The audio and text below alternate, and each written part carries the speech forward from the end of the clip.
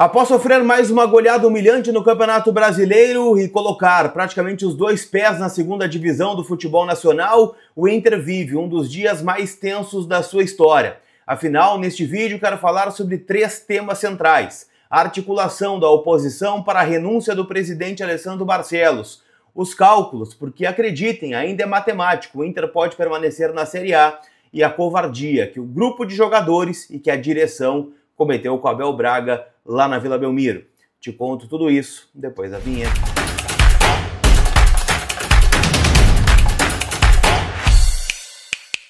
Vamos lá, gente, vamos trocar uma ideia então. Eu imagino, né, que vocês estejam assim como eu tô destroçado, gente. Estive em Santos aí agora para a cobertura do Vozes do Gigante. Até peço desculpa para vocês, né, não gravei o conteúdo após o jogo. Enfim, tava transtornado com o resultado, porque para mim, né, foi o resultado que colocou o Inter praticamente na segunda divisão. É claro que há chance matemática de permanência, a gente vai falar sobre isso aqui no decorrer do vídeo.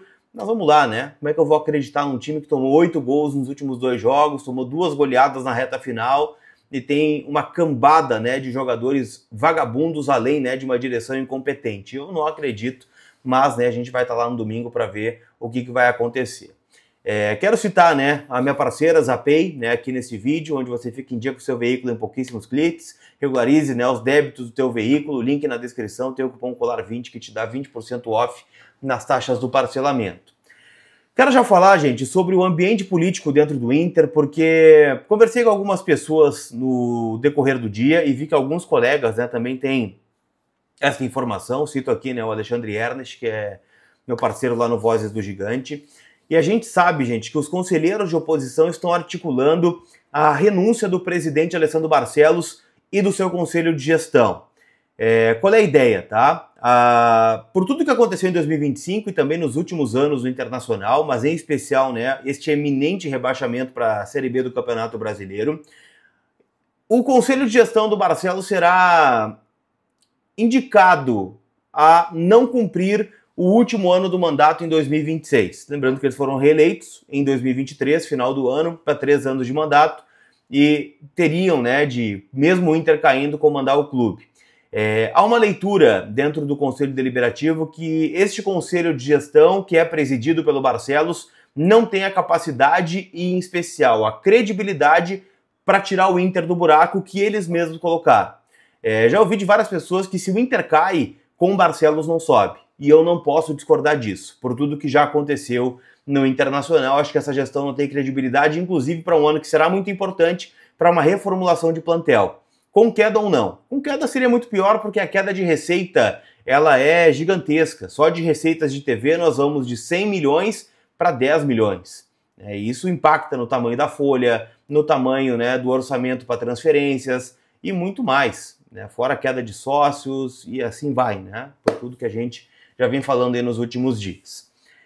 Caso o presidente não abrace essa ideia da renúncia, há uma alternativa: reprovar as contas da gestão. E este movimento já vem sendo externado nos bastidores.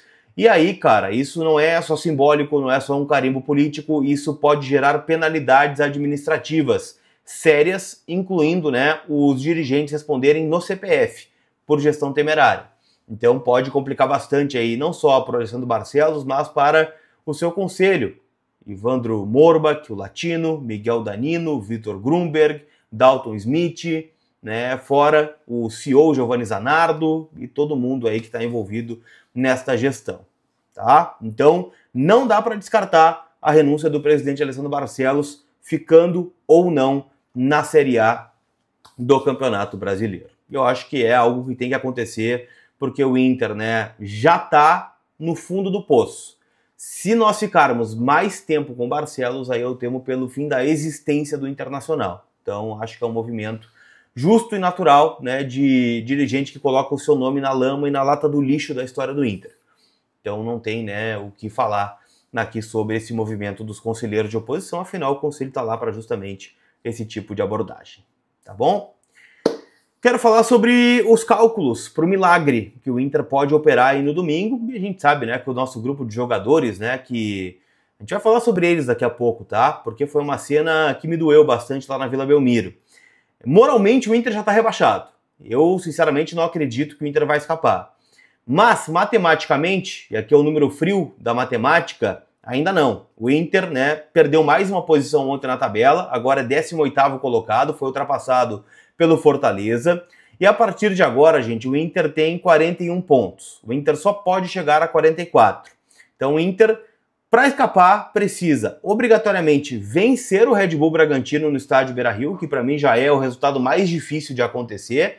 E além disso, tá, torce obrigatoriamente por 2 combinações de resultado em 3 jogos. Então tem 3 adversários e 2 coisas têm que acontecer. Ceará pega o Palmeiras na Arena Castelão em Fortaleza. O Ceará tem que perder o jogo. Se o Ceará empatar, já não serve, porque o Ceará ficaria à frente nos critérios de desempate. Então o Ceará precisaria perder para o Palmeiras, que ganhou do Galo ontem. Então, sinceramente, né, o Palmeiras vai botar um time reserva, um time alternativo. Né, o Flamengo confirmou o título brasileiro ontem ao vencer o próprio Ceará no Maracanã. Então é bem improvável, tá, que esse resultado aconteça. Mas, de qualquer forma, né, o Palmeiras teria que ganhar. Resultado 2, Fortaleza. Fortaleza joga contra o Botafogo, no Newton Santos, no Rio de Janeiro.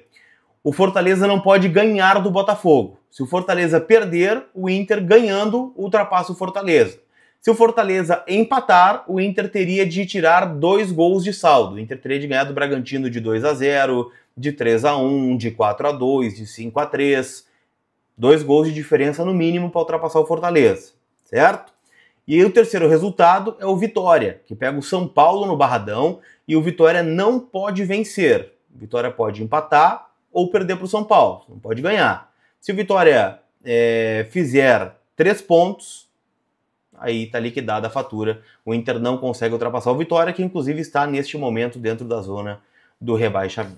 É uma rodada de combinações bem improváveis, né, gente? Não são impossíveis, mas são improváveis. Em especial a vitória do Inter contra o Red Bull Bragantino. O Inter vai precisar, né, de competência, coisa que não teve até agora, e talvez até de um alinhamento astral, né, dos planetas aí para conseguir permanecer na Série A do Campeonato Brasileiro. Lembrando, tá, que esses jogos estão lá na KTO, kto.bet.br, minha parceira, rainha desse espaço aqui, né? Nem vou falar muito sobre as minhas apostas ontem, não deram certo e, sinceramente, né, acho que tudo leva a crer que o Inter não vai escapar da Série B do Campeonato Brasileiro. Pra gente fechar, eu quero falar sobre uma covardia que foi feita com o Abel Braga, o maior técnico da história do Inter, ontem lá na Vila Belmiro. Porque o Abel chegou no domingo, e o jogo foi na quarta-feira. Esse é o período que o Abel está no Internacional. E por mais que ele seja homem e coloque, né, a sua responsabilidade, não, se cair, caiu comigo. Eu vou assumir, vou botar a cara. Eu vim, ninguém me obrigou a aceitar. Eu aceitei porque eu quis. Então se cair é o meu nome que está lá na ficha técnica. Eu que vou estar no último jogo. E só ele falou, gente. Tô colocando uma imagem aí para vocês dos jogadores do Inter na saída do ônibus da Vila Belmiro. Todos foram chamados e ninguém falou.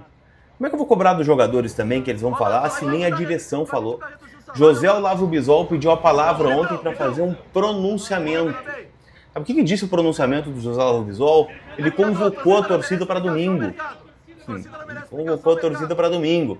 Ele fez uma meia-culpa dizendo que a direção não se omite. Desculpa, tu não abriu para perguntas, meu amigo. Por que tu fugiu das perguntas se tu não se omite? Cadê aquela tua arrogância, né, das entrevistas anteriores? Perguntando inclusive para mim lá no Maracanã, depois da derrota para o Fluminense na Copa do Brasil, se eu era colorado, a ponto de acreditar que o Inter teria condições de eliminar o Flamengo da Libertadores. Que eu teria de acreditar porque eu sou colorado. Né? Fora outras respostas aí que a gente pode resgatar, fazer um dossiê sobre as coletivas do Bisol, do D'Alessandro, do Mazuco. Aliás, e a ânsia do Mazuco, hein? A ânsia de falar sobre rebaixamento. Tá explicado, Mazuco, a ânsia ou ainda não? E o Barcelo sumiu, né? Diz que vai falar na última rodada, aí vai dar uma coletiva falando, né, independente do resultado, mas, né, ficou todo o peso nas costas do Abel aos 73 anos de idade, que chegou ontem aqui a Porto Alegre. Muito triste, né? Mas é o cenário que nos avizinha e a gente segue aqui atualizando as últimas do Inter. Fiquem bem e a gente se vê. Fui!